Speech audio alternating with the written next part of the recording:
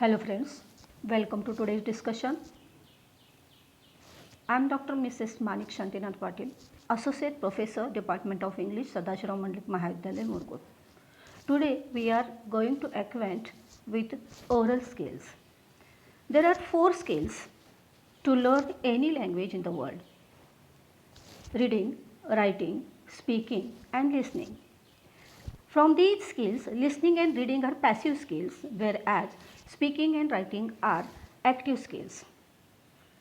Same is the condition of while learning English language. So presently we are going to study these 2 skills in detail.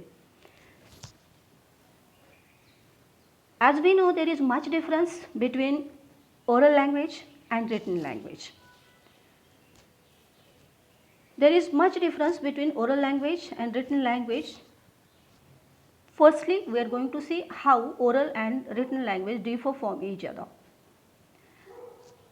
Oral language is considered as primary medium of language, whereas secondary writing is considered as secondary medium of language. It means that as the speaker uses the language informally, that is primary medium, that is in oral language, whereas the speaker uses formal language, that is in written language. Naturally, oral language is more spontaneous and uncensored, whereas writing is considered as much censored. So speech is considered as less permanent.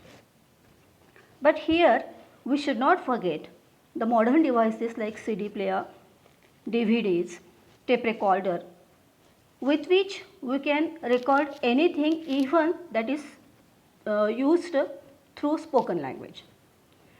But written language is considered as permanent one because we can keep the records of it. So in the important offices, the documents are preserved which are in written form. Next difference is that spoken language is considered as dynamic as it is not much bound with rules, but the written language always follows rules. It doesn't mean that spoken language has not rules at all. Yes, spoken language also applies the rules, but those rules can be slightly bent. Whereas in written language, the grammar rules are strictly followed. Let me give you one example. See here, how I can use the expression, you are coming with me. What I said, you are coming with me. Actually, grammatically, this is not proper sentence. The grammar rules are slightly bent here. But the same sentence while writing, I have to use as, are you coming with me? It means there is strict observance of grammatical rules.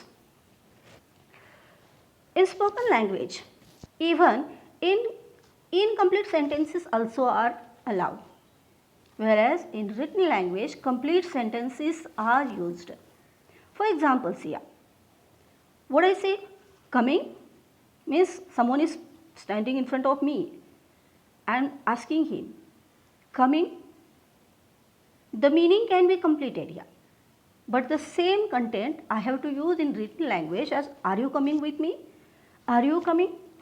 So in this manner, complete sentences are used in written language, whereas incomplete sentences can be used in oral language.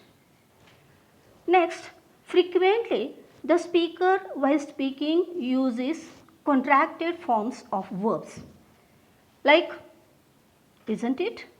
Don't do that. Can't be possible. Now see the expressions, isn't, don't, can't. These are contracted verbs. But these contracted verbs are not allowed in writing speech. Instead of that, how these verbs are used? Is not, cannot, do not, have not, etc. In speech, frequently the speaker uses question tags. For example, it is simple lesson. Here the speaker doesn't stop, but further he says, Isn't it? This is question tag. But in written English, the use of question tags is very rare. Most of the times in speech, there is use of small and simple sentences. Instead of that, in written language, there is use of long sentences with clauses. I'll give you one example. How I want to say, please finish it. That is one sentence. One more sentence I would like to add. It is very much healthy. In written form, the same is used. How? Using just one long sentence, complicated sentence. How it is?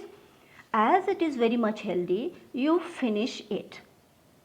In speech, the short forms are much used. For example, phone, fridge, photo. Now these are actually the short forms. But in written language, these words are not allowed. How they are used? Telephone, refrigerator, photographs. In this manner, full forms are used. In spoken language, phrasal verbs are used. But in written language, instead of phrasal words, polysyllabic words are used.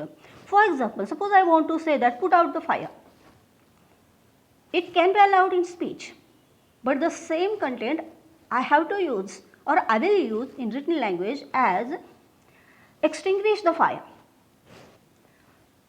The next difference is that while speaking, there is much use of expressive features like hi, hello,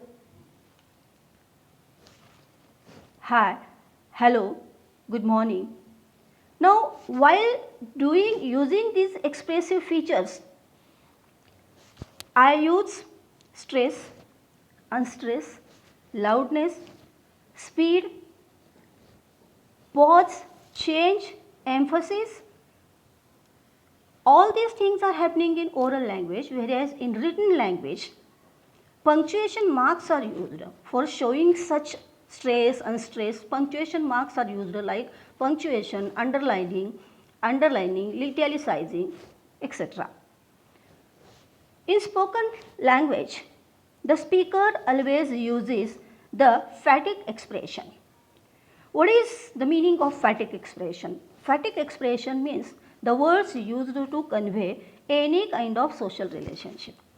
While maintaining the social relationship, the speaker has to use phatic expressions like good morning, hello, hi, how are you, thanks, welcome, my pleasure, sorry, etc. etc.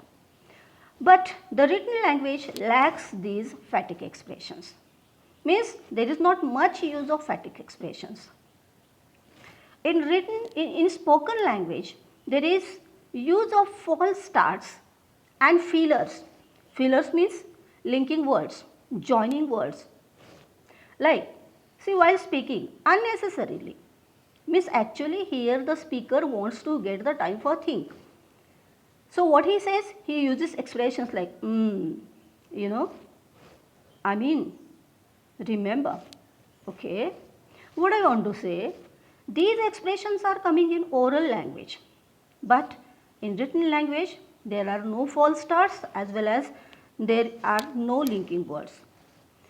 In spoken language, the speaker should be familiar with interpersonal skills and body language. That is very much important while speaking, interpersonal skills and body language. Means, if someone wants to greet someone, he has to say, nice meeting you, welcome to college. While thanking, the speaker uses, thank you, thanks a lot, I can't forget your help, etc. etc. But there is not much use of, not at all we can say there is use of body language. While speaking, the speaker must have fluency in speaking, otherwise he will fail in his communication. But the same fluency is not needed in written language because while writing, the writer can get the space. He can think what should be written. So there is no need of fluency in written language. With these differences, now we are going to see the examples of written text as well as spoken text. First of all, we will see written text. I will read this. It was the incident that I experienced when I was in 8th standard. Our school had arranged a tour to Goa. We were 100 students, 50 girls and 50 boys. All the students were of 8th to 10th standard. There were 2 female teachers and 4 male teachers with us. We students were very happily enjoying. Suddenly, 2 gangsters began to fire on one of the buses. The driver and 4 male teachers began to fight with them. Meanwhile, the girls' bus went ahead and reported about the event in nearby police station. We got quick help of police. Police arrested both these gangsters. Fortunately, no one got injury in it. I cannot forget this day in my whole life. Now in this text, we will see that almost all the elements whichever we have discussed now of written text, written language are present. Let us see which are the elements here. Just some of the elements I have focused, otherwise so many elements have come in this text. There is use of full sentence. There is strict observance of grammatical rules. No use of phatic expressions. No use of false starts. No use of feelings, means there is nowhere we found that what I want to say, thank you, good morning, such expressions have not at all come. There is no use of body language, etc. And even there is no use of contracted word. How? The last sentence, what is that? I cannot forget this day. Now this cannot has not come as can't, but it is in full form. That is one of the elements of written language. Now, let us see the example of spoken text. The same content is there, but as if one narrator is narrating this incident to other person. Let us see. I will read that. Oh my God, still I can't forget it. I was in 8th standard. So horrible. We had gone to a tour to Goa. Our school had arranged a tour to Goa. I think we were 100 students. Yes, 50 girls and 50 boys. All of 8th to 10th standard. And teachers, only 2 female teachers and 4 male teachers. Isn't it surprising? Still we were very much enjoying. Suddenly, how horrible, 2 gangsters began to fire on the buses. You know, the driver and our male teachers began to fight with them, and we girls, we also behaved very bravely. Our girls' bus went ahead and reported about the event in nearby police station. Thank God. We got quick help of police. Police arrested both these gangsters. Fortunately, no one got injury in it. Oh God, don't show such evil day to anyone. How the elements of spoken language are present in this text. See here, there is use of phatic expression, use of false starts. Yes, 50 girls and 50 boys, incomplete sentence is there. Oh my God, negligence to grammar rules means complete sentences are not used here. The grammatical rules are slightly bent.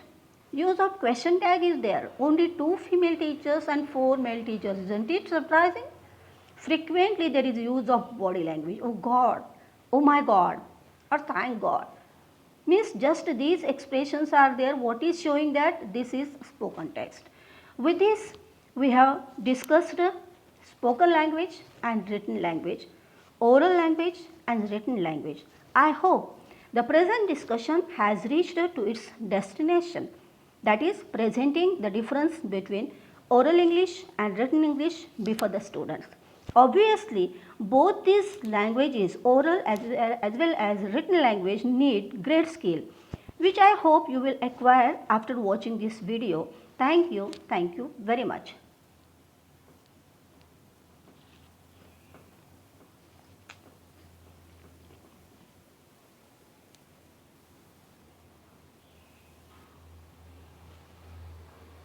Harshu,